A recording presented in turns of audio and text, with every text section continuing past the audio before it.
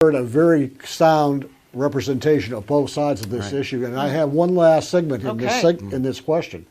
We are talking about the increase in the minimum wage laws, and since you had the last one, this one goes to Mr. Gilmore.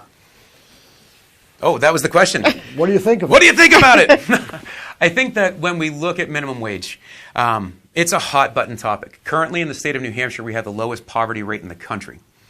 When we look at our specific district, Carroll 1, Jackson, Bartlett, Harts, starting wage for a dishwasher is $15. I hung out today at a sine wave with this guy, Sean, and he is hiring people to run a rake and a shovel putting in blacktop. He's paying them $21 an hour. As a nurse, I didn't make $21 an hour.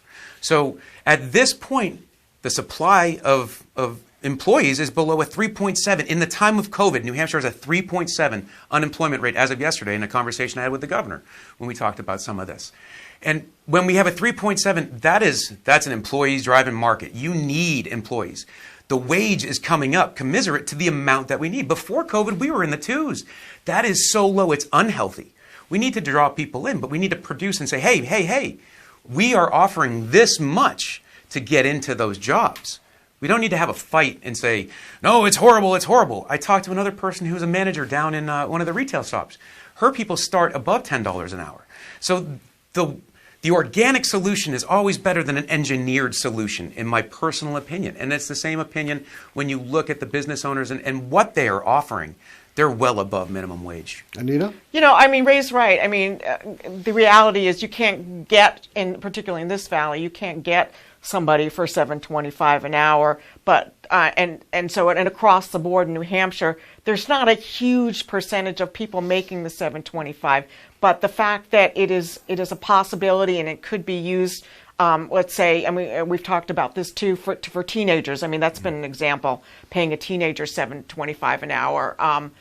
Teenagers right now, particularly in this valley, are not going to work to get money for video games. They're getting money to pay for college. They're getting money to help their families out, and it's equal pay for equal work. I don't think that we should have different segments of the population making different amounts of money. So I guess the point is, why should anybody be making $7.25?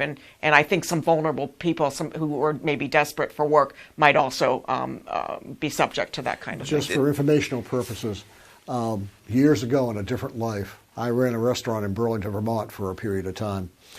And at that time, the minimum wage in Vermont was low, and it's since been improved dramatically.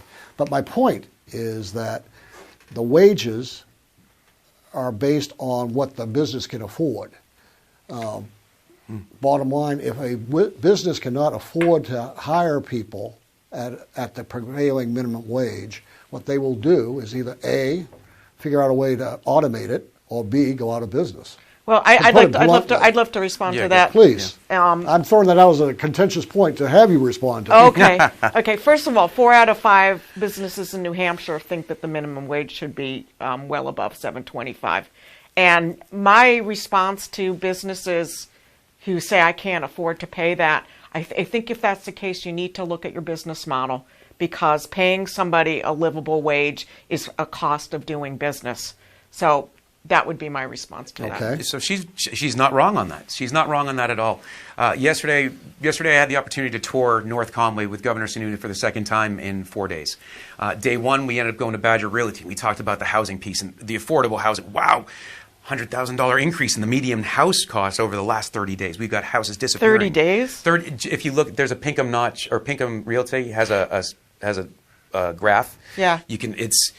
It has gone up in the demand for schools. So when we take a look at that piece, it's huge.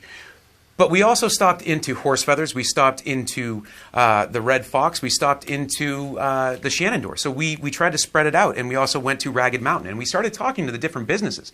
And their answer was, it won't affect me. So luckily, in our end of the valley, and as Ms. Burrows pointed out, there's very, very few people that this does affect. And those individuals are falling through the cracks.